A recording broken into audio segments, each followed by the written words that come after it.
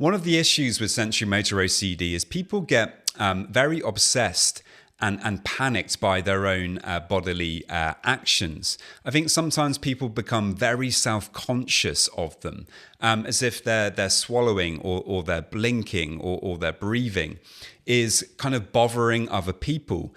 People can get very embarrassed by their swallowing.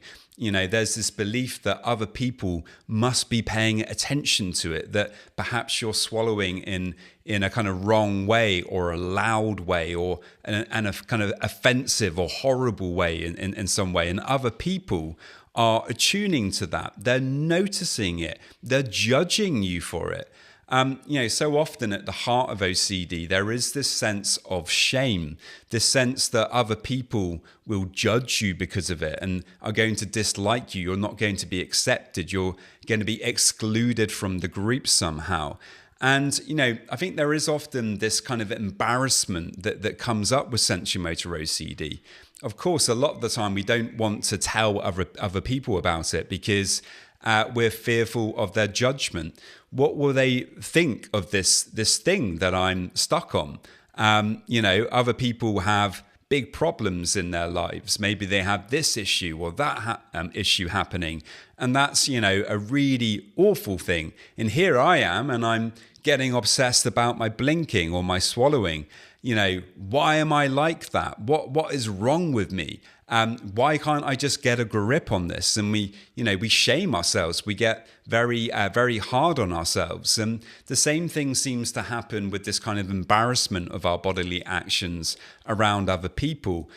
Sometimes it really kind of attaches to a kind of a social anxiety, again, where we're getting fixated and worried about judgment. And if you're struggling with sensorimotor OCD, I do now have a 12-week program to help you to break free. It includes weekly one-to-one coaching sessions with me.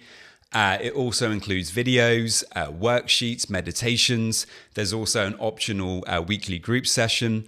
So if you're interested in applying for that, you can by heading over to my website at robertjamescoaching.com and booking in there for a free discovery call. What this often comes back to is a kind of fear that we have around self-esteem. Self-esteem is different from self-confidence. Self-esteem is really built or based on what you think other people think about you. And actually, we don't really know what other people think of us. We may tell ourselves that they're thinking this about us or they're thinking that about us. Really, I think, what a lot of sensorimotor OCD comes down to is kind of cognitive distortions. We're telling ourselves a story about it. We're telling ourselves that other people are noticing, other people are aware. And actually they're probably not at all. This is probably just a story that you're telling yourself. Maybe you had one bad experience in the past and, a lot of these things stem from that time. Maybe you became more aware of it, or maybe somebody once upon a time, a long time ago, said something about it. And because of that, maybe you've told yourself a story and convinced yourself that you really are doing this thing in a strange way, or other people really do notice it all the time. And the reality is, as I was just saying, this is probably just a narrative or a story that you've told yourself over the years and that you've kind of convinced yourself of. If you were to really reflect on that, honestly, and spend a bit of time on that, you will probably see that is the case. The way out of this is really learning how to come back to true confidence and trying to let go of self-esteem, trying to kind of let go of what you think other people think of you. I like to say here with this kind of thing, what other people think of me is none of my business. But how do we develop that mindset? Because it is quite difficult. I think, all of us care to a certain extent what other people think. To say that we don't, is probably taking things a bit too far. I think we are going to be concerned about that, but it's about learning to be a little bit less concerned about it. And the way in which we do that is to really reflect each day on the things that we're doing well, the difficult things that we've done each day. To really reflect on the hard things that we've been working on, the things that we've overcome, the challenges that we've done. And that could be each day that you sit down and you reflect in the evening. What are kind of 3 or 4 things that I've done well today? And it can also be reflecting, for example, over the last 6 months. In what ways have I pushed myself over the last 6 months? In what ways have I done well? Really, this is about kind of pointing out to yourself these things that you are doing well, because we have this kind of negativity bias. We tend to focus on the negative things, or, the kind of negative stories that we've created for ourselves. If instead we really focus on the difficult things we've done, and we do that each day, you begin to see that actually you've really kind of come on over time. You've actually been doing all sorts of difficult things. And, I think Sensorimotor OCD, it makes us want to stop doing things. A lot of the time people can end up, not working anymore sometimes, or not wanting to socialize, because we tell ourselves, no, it's too much, it's too bad. Other people are noticing, I'm noticing all the time. I can't deal with this. And unfortunately, that's kind of the worst thing that we can do. When we actually work on building real confidence, which, as I was talking about, is built on the things that we've already done in our lives, that can't be taken away from you. Self-esteem, unfortunately, is a roller coaster that you get stuck on. If you're too focused on what other people think and you're constantly looking for that feedback, you're going to be on that roller coaster all the time. It's going to feel frustrating. It's going to feel difficult.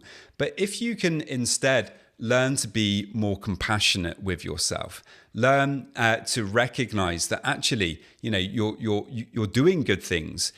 You're writing those good things down each day. It helps you to feel more confident about yourself, and it helps you to let go of thinking about so much about what other people think. And another important thing is to challenge that old narrative, to recognize what that narrative is. And when you're getting caught up in it, to try to kind of let it go, to realize that actually it's a kind of form of mental rumination. It's a kind of compulsion. When you're engaging in that thought, you're trying to numb your anxiety on some level. If you can just let that thought go and say, I don't know what these people think about me, but I'm not going to engage in this rumination. And instead you come back to the present moment, you let it go, you focus on what is going on around you. You give your body an opportunity to kind of take over it again. Typically in sensorimotor OCD, what's happening is we're getting so stuck in our head that we can't think about anything else. All of our thoughts, all of our anxieties, all of that awareness are consuming us. When we come back to the body and we just try to focus on what's going on right in front of us, and try to let go of those ruminations and those kind of limiting beliefs, we give our kind of nervous system a bit of a break. We stop trying to figure everything out all the time. Things do begin to calm down a little bit then, and you give the awareness an opportunity to kind of move off because your attention is so focused on other things. So there we go, guys. I really hope that you found that one helpful. If you are struggling, I do now have a 12-week program to help you to break free. It's based upon my own personal experiences with sensorimotor OCD, as well as now having helped many people to overcome it. If you're interested in applying for that, you can by heading over to my website, robertjamescoaching.com, and booking in there for a free discovery call. Many thanks, and I will see you next time. This video is for education only. It's not therapy or medical advice. If you're struggling, please speak with a licensed mental health professional.